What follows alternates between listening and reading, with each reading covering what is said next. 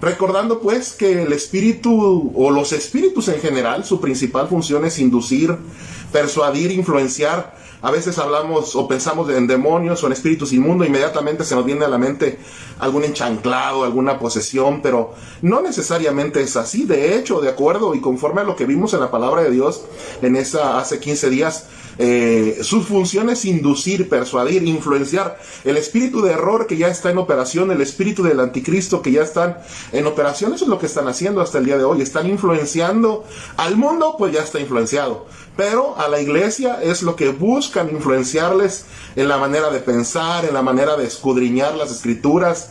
En muchas cosas se busca influenciar. Por ahí a los hermanos en el grupo de servidores les mandé un video cómo ya ahora las plataformas, ¿verdad?, de streaming, de cine, ya abiertamente, digo, porque antes era así muy delicadamente, de una manera así oculta, pero ahora abiertamente ya promueven el LGTB, X, Y, Y, Z, y abiertamente lo dicen, ¿verdad?, que tienen que meter esa ideología, tienen que hacérselos ver a los pequeños, y nosotros tenemos que saber que esa es la influencia, eso es lo que induce el enemigo, y uno de sus espíritus que vemos ahí constantemente en la palabra de Dios, que es el espíritu de Jezabel. Le decía hace una semana, es impresionante cómo lo vemos en el Antiguo Testamento, en la época del Padre, lo vemos en la época del Hijo. Ahí está el espíritu de Jezabel, y lo vemos también hablando proféticamente en la iglesia en un futuro, pero que ahora ya estamos viviendo nosotros en ese futuro, y ya está también accionando este espíritu de Jezabel. Bueno, ¿cuáles son las influencias que hace este espíritu de Jezabel? La ligereza. Leímos ahí en la palabra de Dios que en aquel tiempo Acab se tomaba las cosas con mucha ligereza, no le importaba verdaderamente la palabra de Dios, no dimensionaba lo que era el pecado. Y esa es una grave influencia hoy en día en la iglesia, que no dimensione la gravedad del pecado. Yo le recordaba, el pecado es tan grave, que Cristo tuvo que venir a morir para que nuestros pecados fueran perdonados. Imagínense la gravedad de ese pecado, la seriedad de lo que es el pecado.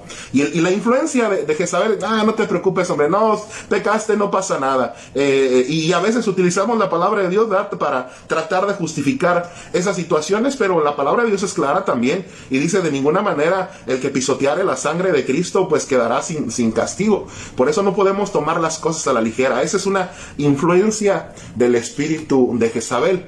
También dijimos entonces que aparte de esa es cambiar la adoración. Es decir, nosotros sabemos que el único digno de gloria, de honra, de alabanza y de adoración es Cristo Jesús. Pero, ¿qué hizo Jezabel en aquel tiempo? Cambiar la adoración. La adoración que era a Jehová, la cambió para que se la hicieran a Baal. Baal significa Señor.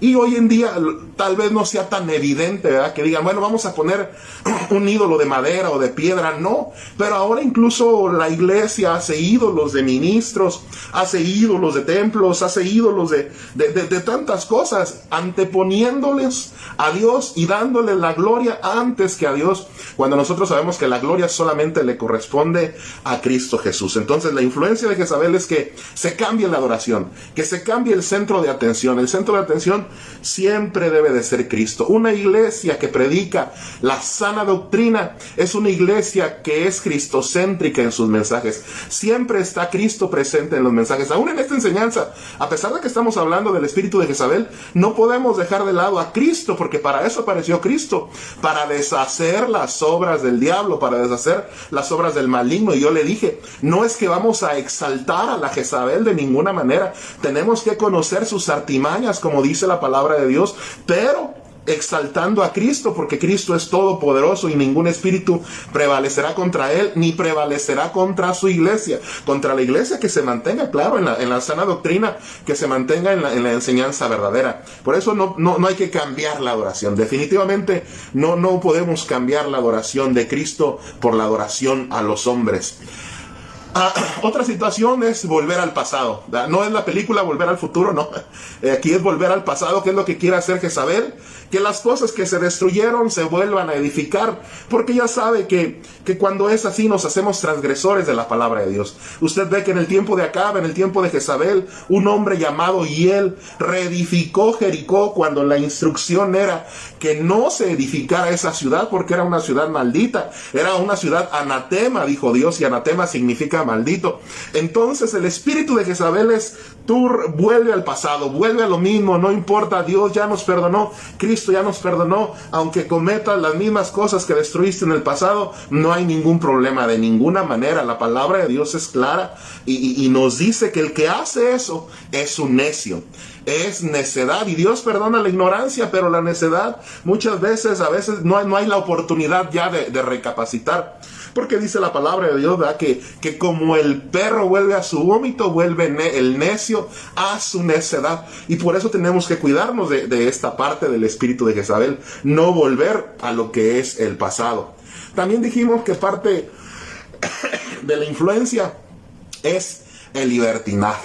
Y de ahí le hablé de una palabrita, aselgeia. Es una palabra griega que, de acuerdo a los comentaristas de la Biblia, es la peor palabra que usted se puede encontrar en la Biblia. Aselgeia es lo más bajo, lo más ruin, y eso es el libertinaje.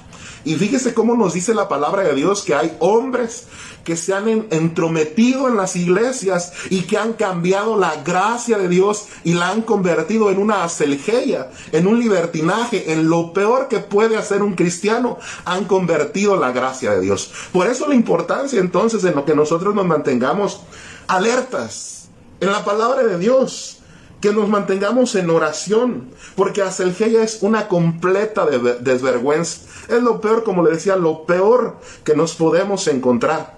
Le comentaba que este espíritu de Jezabel, lo que me llama la atención es que lo encontramos cerca de los llamados por Dios. Por ejemplo, en la época de Acab, el llamado por Dios era Elías, y ahí cerca estaba Jezabel.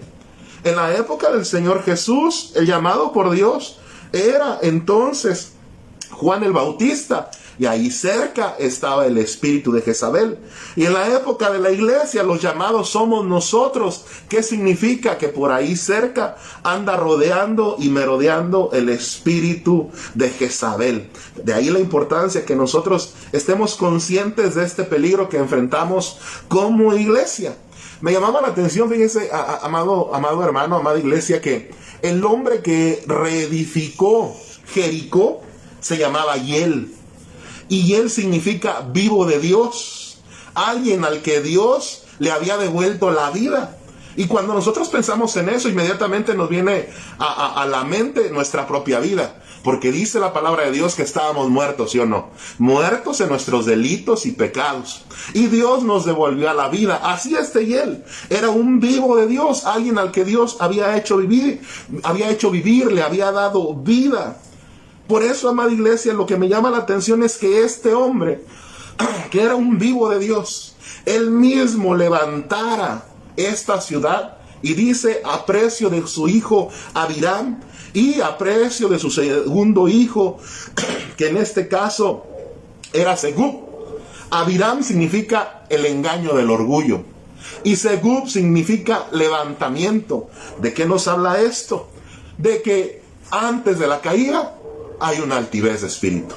Antes de que el hombre caiga, antes de que la mujer caiga, viene el engaño del orgullo, viene la altivez, y hace entonces que el creyente, que el cristiano vuelva a levantar las cosas que ya había destruido, por sentirse autosuficiente, por sentirse que ya lo ha logrado. Por eso el apóstol Pablo tuvo que decir: no pretendo haberlo ya alcanzado todo, pero una cosa hago, olvidando ciertamente lo que queda atrás, prosigo a la meta, sigo adelante hasta alcanzar el supremo llamamiento, porque esa es la actitud de un verdadero creyente, de un verdadero cristiano. No podemos creer que ya la hicimos, ya la logramos, hasta donde he avanzado, hasta donde he llegado, ya la hice. De ninguna manera. Tenemos que seguir cuidando nuestra vida, cuidando nuestro caminar, porque si no, de otra manera estaremos en grave riesgo de caer. Proverbios 17-18 es el proverbio que le decía ahorita: antes del quebrantamiento es la soberbia, y antes de la caída la altivez de espíritu.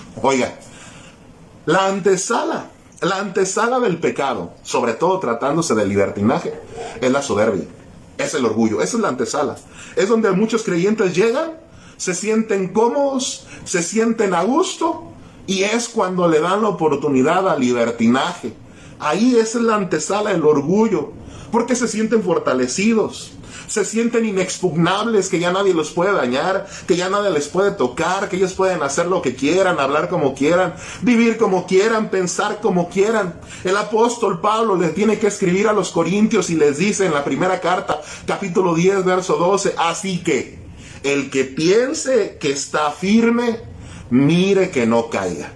Cuidado con pensar que ya estamos firmes. Y tal vez alguien pueda decir, no, pastor, yo sí, la verdad ya estoy firme, ya nada me hace daño. Bueno, dice la Biblia, cuídate de no caer. Pídele a Dios de su gracia, pídele a Dios de su misericordia, pídele a Dios de su bondad. ¿Por qué? Le voy a platicar algo, ¿verdad?, que sucedió hace algún tiempo en una iglesia muy, muy lejana, ¿verdad?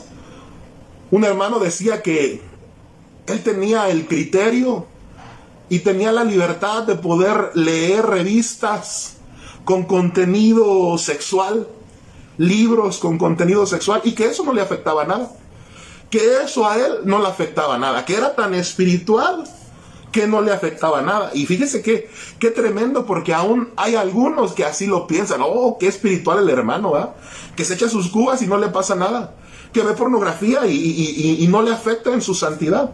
Qué espiritual el hermano, pero lo cierto es que no es así. Hay algunos creyentes que se asombran de esa clase de actitudes y de esa clase de declaraciones pecaminosas, pero no es así, amada iglesia. Tiempo después se supo de este hermano que contrataba prostitutas para tener relaciones sexuales con ellas. Yo me pregunto, ¿le afectaron los libros? ¿Le afectaron las revistas? ¿Le afectó el que estuviera en esa situación exponiéndose a la contaminación, exponiéndose a la concupiscencia, exponiéndose al pecado? Desde luego que le afectó. Pero ¿qué es lo que pasa? Que el espíritu de Jezabel trata de influenciar y decirte, tú tienes la libertad, no pasa nada, tú puedes vivir como quieras, hacer lo que quieras, y eso es libertinaje. Cristo nos llamó a una libertad.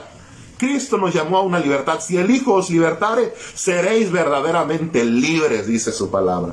Pero el problema es cuando nosotros tratamos de convertir esa gracia, esa libertad en un libertinaje. Yo me pregunto, ¿no es suficiente la libertad que Dios nos dio? Le pregunto a usted, ¿es suficiente la libertad que Cristo le ofrece? ¿Que Cristo le ha dado? ¿O verdaderamente algo le faltó al Señor? ¿Algo le faltó a Cristo? Yo creo que no. Yo creo que la libertad de estar en Cristo, de estar en Dios, es completa. No hay otra libertad. No hay otra manera. Todo lo que se diga o se hable fuera de Cristo, entonces ya es un libertinaje. Ya podemos caer en un libertinaje. Por eso, amada iglesia, dice la palabra de Dios, Proverbios, abra por favor ahí Proverbios 6, 27 al 29. Proverbios 6, 27 al 29. Mire cómo la palabra de Dios, a mí es impresionante la palabra de Dios, porque cada que nos acercamos a ella siempre tiene la respuesta correcta, la respuesta precisa a nuestra necesidad, la respuesta precisa a nuestra duda. Siempre lo tiene, incluso siempre tiene la respuesta para cuando nosotros estamos en esa disyuntiva. Ahí está la palabra de Dios. Proverbios 6:27 dice: ¿tomará el hombre fuego en su seno sin que se quemen sus vestidos? ¿Andará el hombre sobre las brasas sin que se le quemen los pies? Así sucede con el que se enreda con la mujer de su prójimo. No quedará impune ninguno que la toque. Y en cualquier pecado es así, amada iglesia. En cualquier pecado es así. No podemos estar jugando con el pecado, ni haciéndole al vivo, no, porque esa es la influencia de Jezabel. La influencia de Jezabel: vive como quieras, haz lo que quieras, nadie te va a decir nada. Además, te apoyamos, estamos contigo, te entendemos. Es más, nosotros hacemos lo mismo, y no es así. Ahí está la influencia de este espíritu de Jezabel. Oh, tomarse uno sus tragos en un antro no es malo, no me afecta. Unos cuantos cigarros no es pecado, yo los domino, cuando quiera los dejo. Películas de contenido impropio, no pasa nada. aunque sean de terror o del Harry Potter o de esto, de aquello. Y luego por eso terminan los jóvenes endemoniados. Ahí sí, endemoniados. Ahí sí, poseídos. ¿Por qué? Porque abrieron puertas a lo que no es correcto. Pero el joven se siente nada, se siente que todas las puede, se siente que no le va a pasar nada, se siente que puede hacer lo que quiera. ¿Por qué? Porque hay una influencia. Hay una influencia de Jezabel. Tú ve al cine y ves esa película de terror. Tú ve al cine y ves esa película de magia negra, de magia oscura. Lee esos libros ahí de adivinación. Y ese es el espíritu de Jezabel. De por sí la propia concupiscencia nos tienta, porque dice la palabra de Dios, ninguno diga que Dios nos tienta, no, de ninguna manera. Cada uno es tentado por su propia concupiscencia. Entonces, de por sí la concupiscencia nos tienta y nos juega malas pasadas.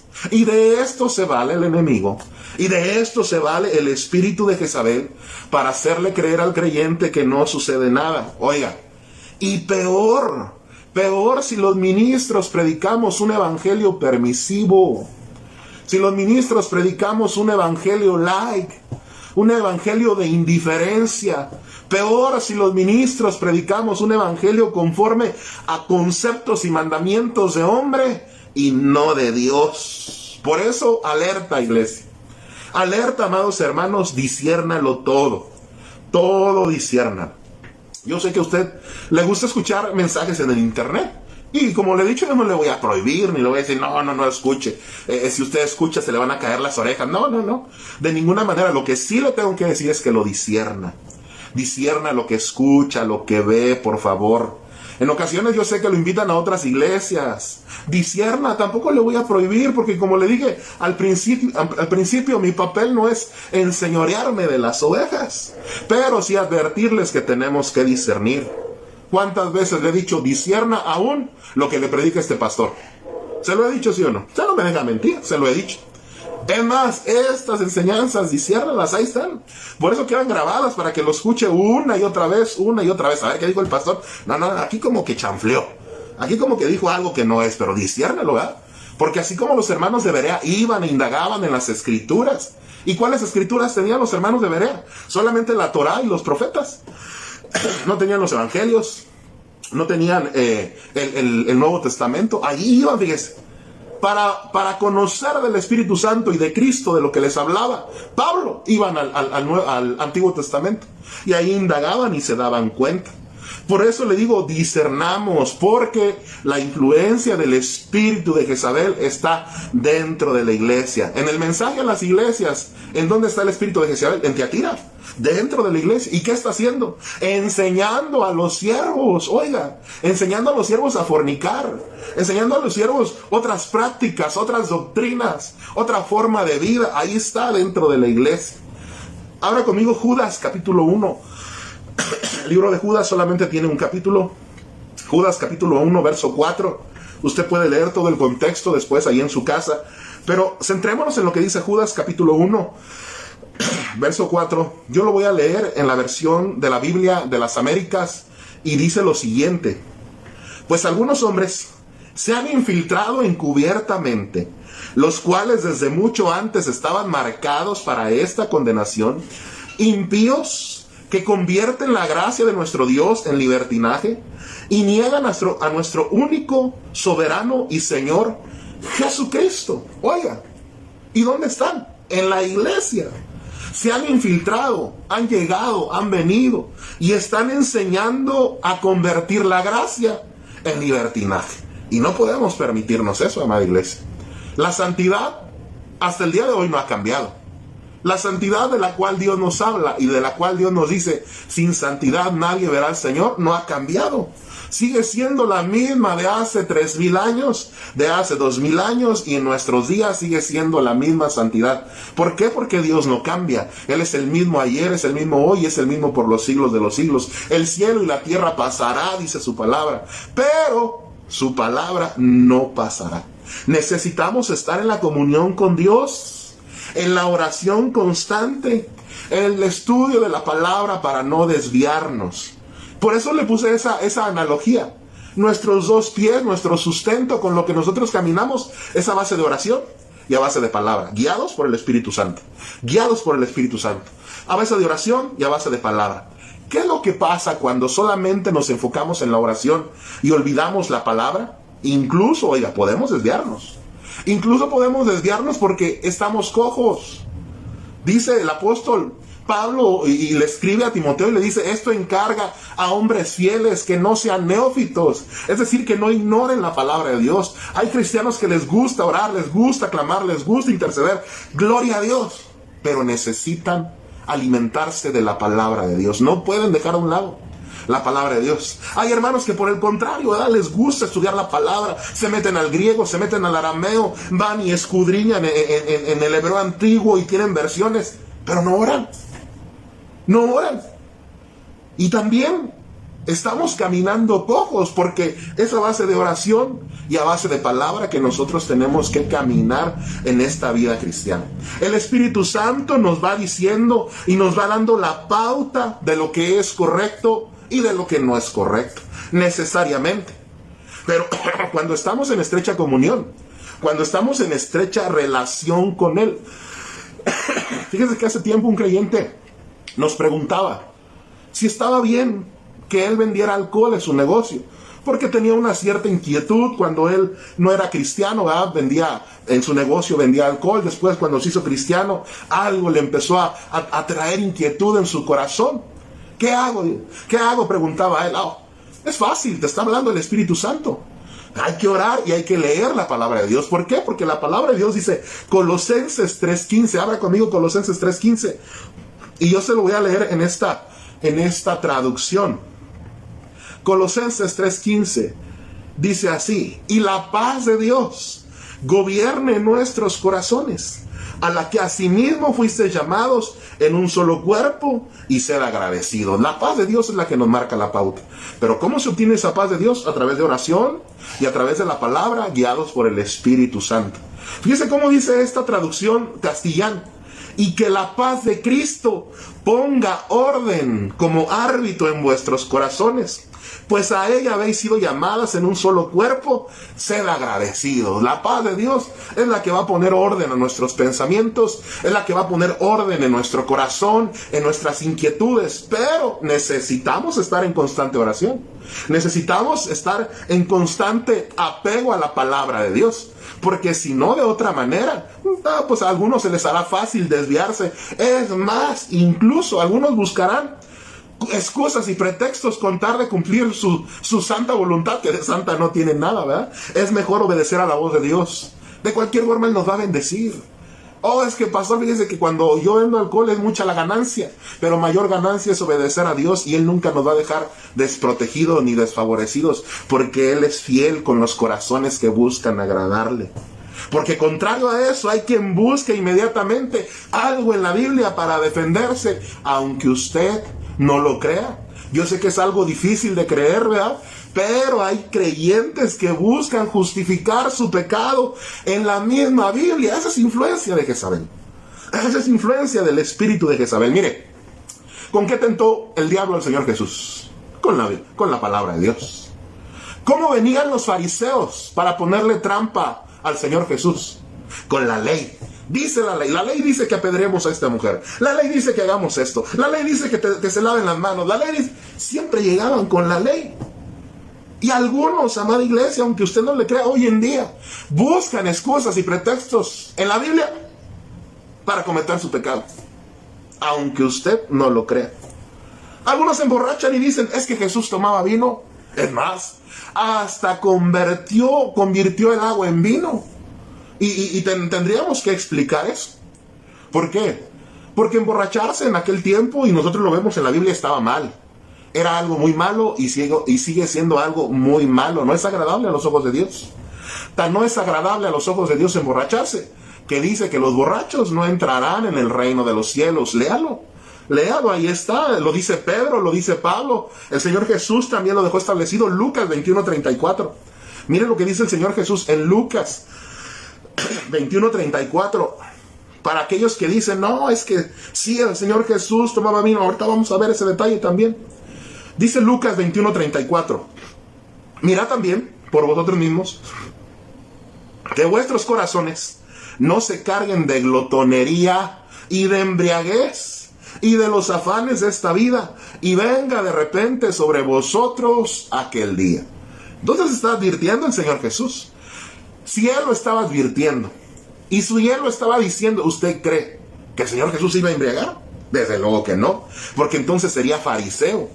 Caería en la categoría que Él mismo dijo de los fariseos. Definitivamente nunca se embriagó el Señor Jesús. Después de esto le dije, lo vino a reafirmar el Espíritu Santo por medio de los apóstoles. Ahora, el milagro que hizo el Señor Jesús en las bodas de Caná, déjenme explicarle algo. En aquel tiempo, las bodas duraban 7 días. El día de la boda, después los novios no se iban de luna de miel a un hermoso y florido vergel, no, sino que se quedaban en su casa durante 6 días. Y en esos 6 días recibían visitas, estaban los familiares, los amigos, acompañando a los novios. Y durante esos 6 días les ofrecían ese vino. No crea que las 6 tinajas era para que se las empinaran en ese momento. No, era parte de todo el ritual de una semana de la boda. Aparte de todo eso, el vino que se tomaba se diluía, oiga, se diluía con 3 partes de agua por 2 partes de vino. O sea que no tomaban el vino así directamente, sino era como un... ¿Cómo me dijiste que era? Un agua de uso. Como un agua de uso. No era un vino así completamente, sino como un agua de uso. Por eso algunos lo han malentendido y malinterpretado este milagro del Señor Jesús. Y algo más. Ahí no dice que el Señor Jesús estuviera tomando vino, ¿o sí? Si alguien me demuestra con la palabra de Dios que el Señor Jesús en las bodas de Caná tomó vino, adelante, ¿verdad? Pero ahí no dice. Yo sé que hay algunos que dicen, no, es que dice más adelante en Mateo, y también dice en Lucas. Mateo capítulo 11, verso 18. Está bien interesante ese tema, mire. Ahora, recuerden que estamos hablando del libertinaje, de la influencia que hace Jezabel para que caiga el cristiano en libertinaje. ¿Y qué hace? Usar la Biblia. Así es. Usar la palabra de Dios malamente, de una manera equivocada, de una manera errónea, para que el creyente caiga en este engaño. Mateo capítulo 11, verso 18. Estaba hablando el Señor Jesús con la gente. Y dice el Señor Jesús, porque vino Juan, que ni comía ni bebía. Y dicen, demonio tiene. Vino el Hijo del Hombre, que come y bebe. Y dicen, he aquí un hombre comilón y bebedor de vino, amigo de publicanos y de pecadores. Pero la sabiduría es justificada por sus hijos. Oiga, amada iglesia, Juan ni comía ni bebía. Y decían, demonio tiene. El Señor Jesús comía y bebía. Le pregunto, ¿qué comía? ¿Qué bebía? ¿Dice ahí la Biblia? En el pasaje que acabamos de leer dice ¿qué comía el Señor Jesús? ¿Y qué bebía el Señor Jesús? No, no dice que comiera algo ni que bebiera algo, simple y sencillamente que comía y que bebía, en contraparte de lo que hacía Juan. Era la contraparte de lo que hacía Juan. Ahora, los que decían que era un hombre comilón y los que decían que bebía vino eran los fariseos. Los fariseos eran los que decían eso. Acompáñame a Marcos capítulo 2, verso 15. Por eso le digo, la palabra de Dios es hermosa, preciosa y maravillosa. Y nos saca de toda duda, hombre. Para que no se deje engañar y para que no caiga en ese engaño de libertinaje. No, mira, sí se puede hacer esto, sí se puede pecar, sí se puede vivir así. Al cabo Dios nos perdona. No, tampoco es así. Tampoco es así. Si hubiésemos cometido pecado, dando así como que la opción, ¿verdad? Así, pero no porque lo hagamos intencionadamente, no porque lo hagamos de esa manera. Marcos capítulo 2, verso 15. Dice la palabra de Dios. Aconteció que estando Jesús a la mesa en casa de él, está hablando de casa de Leví. Usted sabe que Leví era publicano, de Mateo pues. Muchos publicanos y pecadores estaban también a la mesa juntamente con Jesús y sus discípulos, porque había muchos que le habían seguido. Y los escribas y los fariseos, ¿quiénes? Los escribas y los fariseos, viéndole comer con los publicanos y con los pecadores, dijeron a sus discípulos, ¿qué es esto? Que él come y bebe con los publicanos y pecadores. Mire, ¿qué es lo que pasa? Que ellos daban por sentado Ellos daban por un hecho de que como Jesús estaba con ellos, participaba de las mismas obras, y no fue así. Y no es así. Recuerden, lo que querían ellos era desprestigiar a Jesús. Lo que querían los publicanos y los fariseos, los escribas y los fariseos, era desprestigiar a Jesús. Ahí no dice en ningún momento que Jesús estuviera embriagándose con ellos, no. Claro, los publicanos se embriagaban. Los publicanos eran comilones, los publicanos caían en muchos pecados. Pero algunos se han atrevido a decir que los fariseos y las autoridades tenían razón en cuanto a eso, y de ninguna manera la Biblia no dice. La Biblia no dice que Jesús comiera lo que ellos comían y bebiera el vino que ellos bebían. Es más, amada iglesia, les recuerdo, ¿qué querían ellos? Desprestigiar a Jesús, encontrar algo para acusarle. Y cuando lo llevaron con Anás, cuando lo llevaron con Caifás, cuando lo llevaron con Pilatos y cuando lo llevaron con todas las autoridades, ¿qué dijeron? Pues no encontramos ningún mal. Este hombre no ha hecho nada malo. ¿Usted cree que si en algún punto Jesús hubiera embriagado, no hubieran sacado eso como motivo para aprenderle, como motivo para acusarle? Claro, pero no pudieron encontrar nada malo. Nada malo hay en este hombre. Pero ellos metieron esa idea, metieron ese chisme, metieron esa opinión, y hoy en día algunos la usan, fíjense, algunos la usan para justificar su pecado. El único momento, también lo tengo que decir, el único momento en que vemos al Señor Jesús bebiendo vino es en la Santa Cena, anótelo. El único momento donde Jesús bebió vino fue en la Santa Cena, Mateo 26, 29. Mateo 26, 29. Ese es el único momento claro, preciso, que nos habla la palabra de Dios, que el Señor Jesús bebió vino, fue en la Santa Cena. Por eso nosotros la Santa Cena la celebramos con el pan y la celebramos con el vino. Dice la palabra de Dios, Mateo 26, 29. Y os digo que desde ahora no beberé más de este fruto de la vid hasta aquel día en que lo beba de nuevo con vosotros en el reino de mi Padre. Ese fue el único momento. De ahí en más no va a encontrar. Y si lo encuentra me dice, pastor, yo encontré. Pero de ahí en más no va a encontrar. Ese fue el único momento en que entonces el Señor Jesús bebió vino. Por eso no podemos tomar como excusa eso como pretexto. Eso solamente lleva al libertinaje. Al libertinaje. Bien, volvamos al primer libro de los Reyes, capítulo 18. Primer libro de los Reyes, capítulo 18, verso 16. Nos vamos a brincar, obviamente, el capítulo 17 y algunos pasajes del capítulo 18. Después estaremos volviendo ahí porque quiero ir haciendo notar la influencia. ¿Cuáles son las influencias del espíritu de Jezabel? Como dijimos, uno de ellos es el libertinaje, ¿verdad? Primer libro de los Reyes, capítulo 18, verso 16.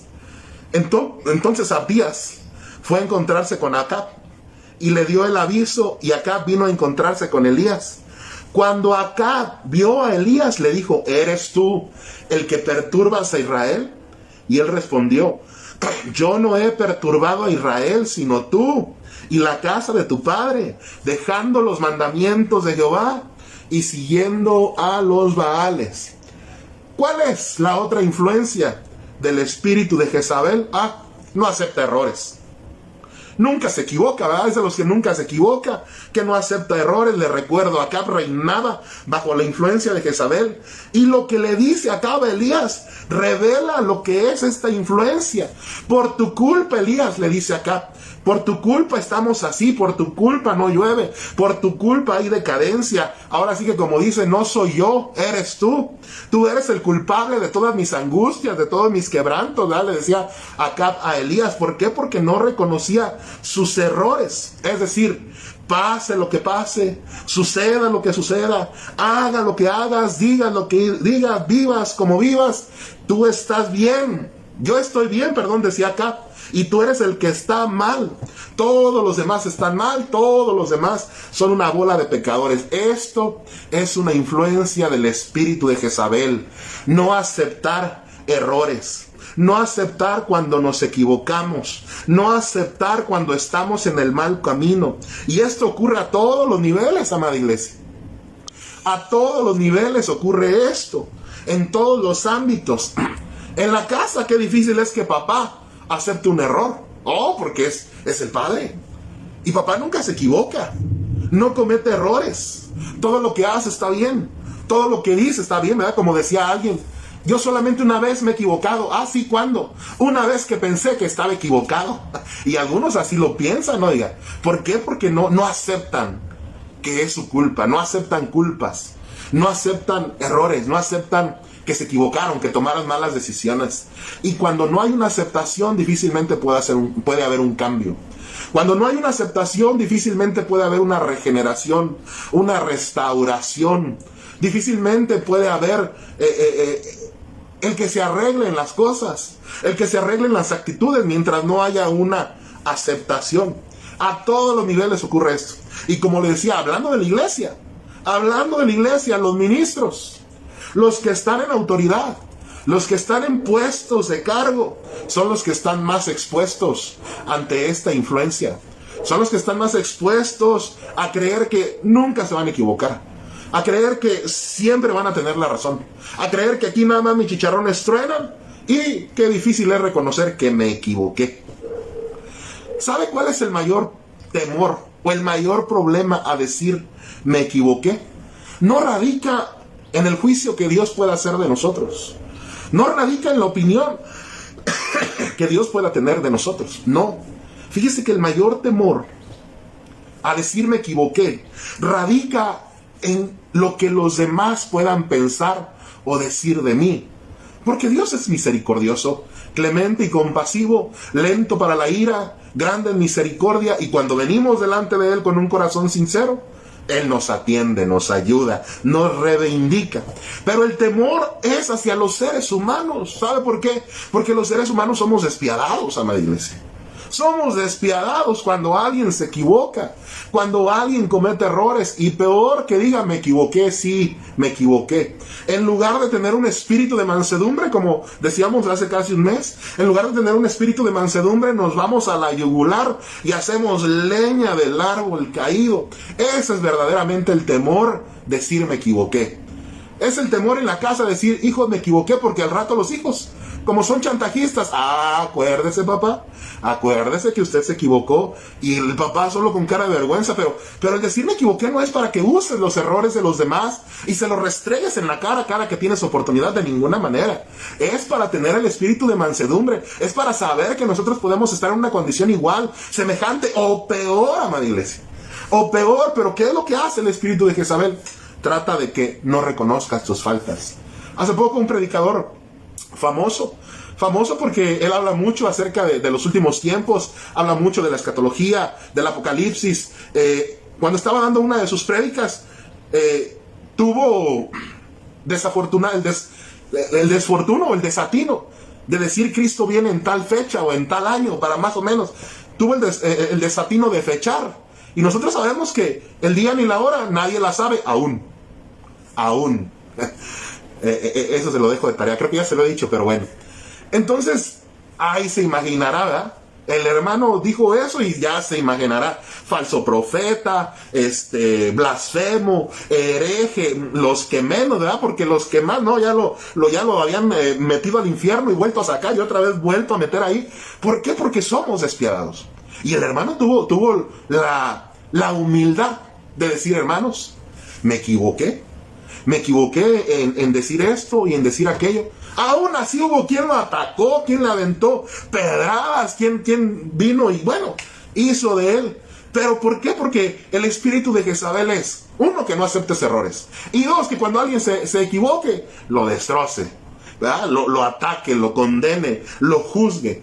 Mire, cuando David censó al pueblo, dice la palabra de Dios que el profeta Gad vino con él y le dijo, David, te equivocaste. Bueno, primero él vino delante de Dios. Dijo, Señor, me equivoqué, hombre, me pesa haber censado al pueblo. Y vino el profeta Gad y el profeta Gad le dijo, tienes 3 opciones. 7 años de hambre. ¿Cuál era el otro? Mejor leamos segundo libro de Samuel, capítulo 24, verso 13. Fíjense que acá su general Joab le decía, no lo hagas, David, David, no lo haga. Sus capitanes, por lo que leo, entiendo que también le decían, no censes al pueblo, David. Hombre, pues ¿para qué? ¿Para qué tantos brincos? Si el suelo está tan parejo, ¿verdad? Hablando en términos mexicanos. No lo hagas, David. Pero dice la Biblia que la palabra de David prevaleció más que las de ellos. ¿Por qué? Pues yo no tengo errores, yo no me equivoco. Yo siempre hago las cosas bien. Y entonces vino, ya lo tiene, 2 de Samuel, capítulo 24, verso 13. 24:13 dice, de 2 de Samuel: vino pues Gad a David y se lo hizo saber y le dijo, ¿quieres que te vengan 7 años de hambre en tu tierra? ¿O que huyas 3 meses delante de tus enemigos y que ellos te persigan? ¿O que 3 días haya peste en tu tierra? Piensa ahora y mira qué responderé al que me ha enviado. Entonces David dijo a Gad, en gran angustia estoy. Caigamos ahora en mano de Jehová, porque sus misericordias son muchas. Mas no caiga yo en manos de hombres, porque David sabía que los hombres somos terribles, amada iglesia. La gran dificultad es reconocer que es mi culpa, que no estoy haciendo bien las cosas, que yo fui el que tomó la mala decisión. En el huerto de Edén, vino Dios con Adán. ¿Qué pasó, Adán? ¿Qué sucedió? Ah, la mujer que me diste. Tú me la diste, Señor, es tu culpa. Y de ella también por facilita, ¿verdad? Vino con la mujer, la serpiente que tú creaste. Tú la creaste, Señor. ¿Por qué? Porque esa es la influencia del espíritu de Jezabel. No reconocer errores. No reconocer cuando nos equivocamos. Lo más fácil, lo más sencillo sería aceptar la culpa, aceptar el error.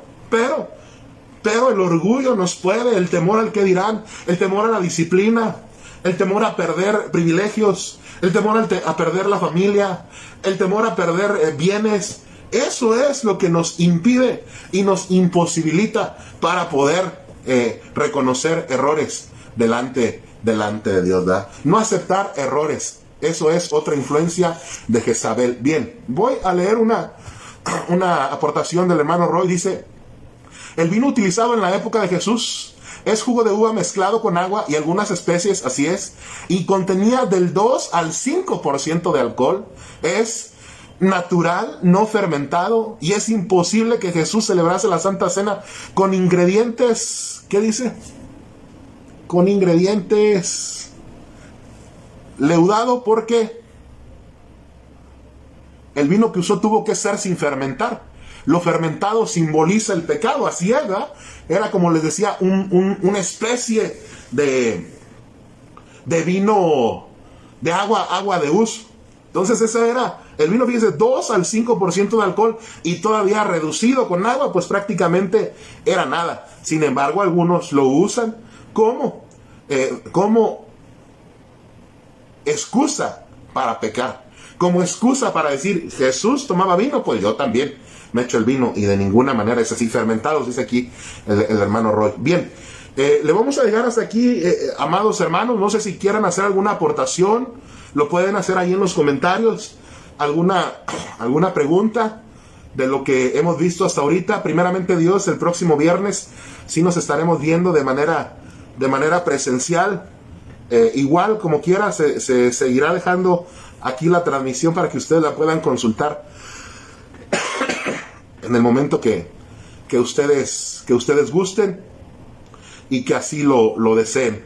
Si tienen algún comentario, alguna aportación, alguna pregunta, lo pueden hacer ahí en el área de comentarios, y seguiremos escudriñando entonces en el espíritu de Jezabel. Como le decía desde un principio, yo he escuchado otras enseñanzas del espíritu de Jezabel, tengo el libro acerca del espíritu de Jezabel, pero lo que Dios ponía en mi corazón es analizar a detalle lo que dice la palabra de Dios, sobre todo la influencia. Eso fue la palabra que detonó ahí en mi mente, la influencia que hay y que se hace y que busca este espíritu para engañar a la iglesia del Señor. Porque usted ve los resultados ahí en Tiatira, ¿verdad? Dando unas enseñanzas de fornicación, dando unas enseñanzas de pecado, y pues definitivamente esa no es la doctrina de Cristo. Le recuerdo, el apóstol Juan dice, a los que no traigan la doctrina del Cristo, no lo recibas, hombre, ni les digas bienvenido. ¿Por qué? Porque cuando les dices bienvenido participas de sus malas obras. Pero por eso es importante que nosotros estemos firmes conociendo la doctrina de Cristo, conociendo la doctrina del Señor. Amén. Bien, gloria a Dios, hermanos. Entonces, con esto concluimos la exposición de este día. Igual, si después tiene algún comentario, alguna pregunta, la puede subir ahí por ese medio y la estaremos contestando, Dios mediante, la siguiente semana. Dios le guarde, que esté muy bien, siga orando por nosotros para poder estar con sanidad, Dios mediante. Dios le bendiga, Dios le bendiga.